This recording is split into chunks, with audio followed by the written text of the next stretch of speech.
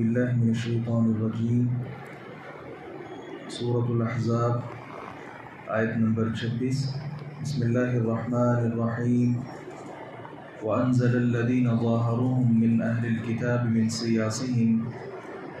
اور اس نے ان اہل کتاب کو جنہوں نے ان کی مدد کی تھی ان کے قلعوں سے اتار دیا، وَقَذَفَ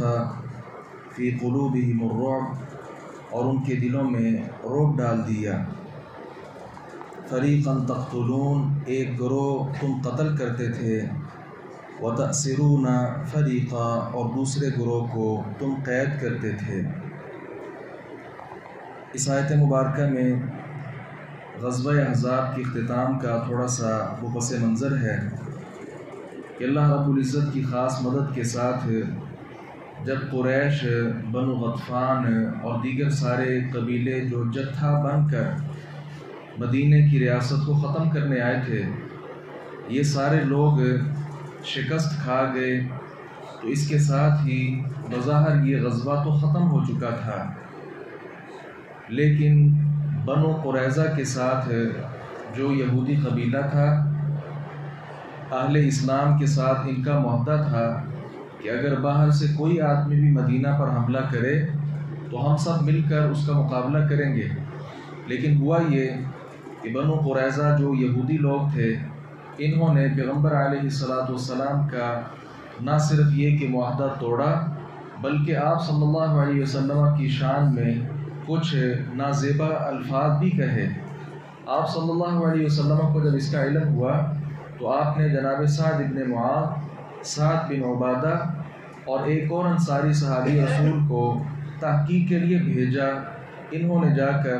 وہاں معلومات لیں اور آپ صلی اللہ علیہ وسلم کو اشارے کے ساتھ بتا دیا کہ حقیقت حال یہ ہے۔ رسول اللہ صلی اللہ علیہ وسلم خندق سے جب فارغ ہوئے تھے، مدینہ آپ واپس آئے، ہتھیار اتارے اور آپ نے غسل فرمایا۔ جبریل علیہ السلام آ کر کہنے لگے، اللہ کے نبی، آپ نے تو ہتھیار اتار دیے ہیں، ہم فرشتوں نے ابھی جنگ کے ہتھیار نہیں اتارے، لہذا نکلیے اور بنو قریظہ کا ہم نے مقابلہ کرنا ہے۔ آپ صلی اللہ علیہ وسلم نے فرمایا، لا یصلین احد العصر الا فی بنی قریظہ، لوگوں عصر کی نماز یہاں نہیں پڑھیں گے،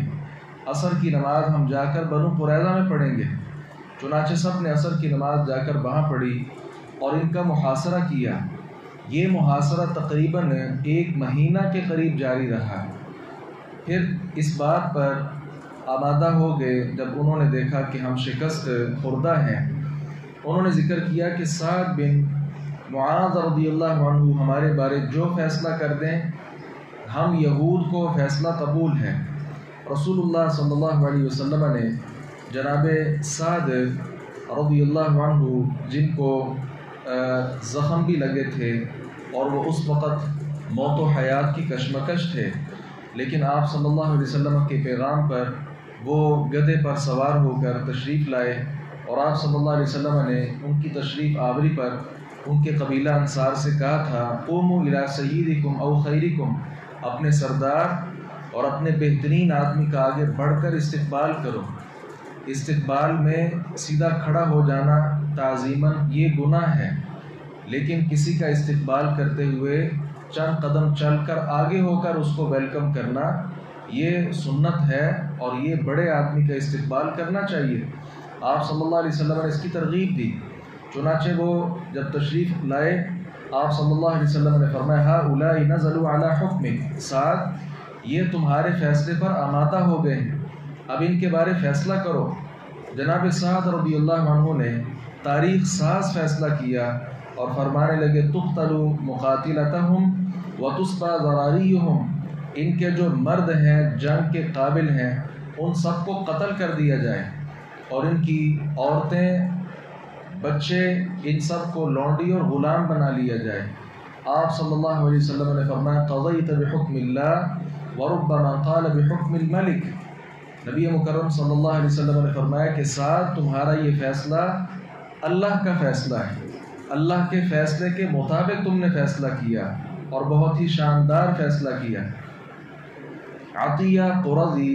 یہ اس وقت ابھی مسلمان نہیں ہوئے تھے، یہ یہود میں سے تھے۔ بیان فرماتے ہیں کہ اصحاب محمد نے صلی اللہ علیہ وسلم بنو قریظہ کے جو آدمی تھے ان کے خاص اعضاء کو دیکھا اور زیر ناف بال جن کے ہوتے ان کو پکڑ کر قتل کر دیا جاتا، اور جن کے نہیں ہوتے تھے ان کو چھوڑ کر قید کر لیا جاتا۔ میں ان میں تھا جو ابھی بالغ نہیں ہوا تھا، لہذا بعد میں یہ پھر مسلمان بھی ہوئے اور صحابی رسول بنے۔ وَأَوْرَثَكُمْ أَرْضَهُمْ وَدِيَارَهُمْ وَأَمْوَالَهُمْ وَأَرْضًا لَمْ تَطَئُوهَا، اور تمہیں ان کی زمین، ان کے گھروں اور ان کے مالوں کا وارث بنا دیا۔ وَأَرْضًا لَمْ تَطَئُوهَا، اور اس زمین کا بھی جس پر تم نے قدم نہیں رکھا تھا۔ وَكَانَ اللَّهُ عَلَى كُلِّ شَيْءٍ قَدِيرًا، اور اللہ تعالی ہمیشہ سے ہر چیز پر پوری طرح قادر۔ تو یہاں اللہ رب العزت نے ایک بہت بڑے انعام کا تذکرہ کیا کہ اہل اسلام تم بنو قریظہ کے مضبوط قلعے وہاں قدم رکھنے سے بھی گھبراتے تھے، لیکن اللہ رب العزت کی قوت دیکھیے کہ آنن فانن کس طرح کایا پلٹ گئی، اور ان کے بہترین محلات اور بہت زیادہ ان کی جائیداد اور قسم قسم کے جو مال ہیں وہ اہل اسلام کو اللہ رب العزت نے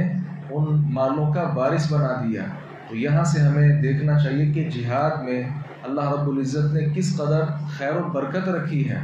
اسلام کی بھی سربلندی ہے، اور اس کے ساتھ ہی ساتھ اہل اسلام کو دنیاوی مقاصد جو ہیں وہ بھی اللہ رب العزت کی طرف سے حاصل ہوتے ہیں۔ اللہ تعالیٰ سے دعا ہے باری تعالیٰ حق بات کو سمجھنے اور اس پر عمل پیرا ہونے کی توفیق عطا فرمائے۔ وآخر دعوانا الحمد للہ رب العالمین۔